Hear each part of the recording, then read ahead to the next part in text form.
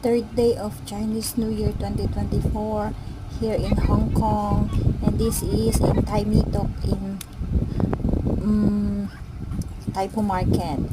Yan, ano po kami, nag-biking, mini biking. Yan, ang ganda ng sunset. Yan ang aking friend, si Melissa. So, we did enjoy yung aming last day of Chinese New Year. 4 days holiday yon. So, last day, nag-biking kami. We went there, to that place. And look guys, ang ganda-ganda dyan. Promise. Baka gusto nyo rin siyang mag-visit, yung mga andito sa Hong Kong guys. Yan.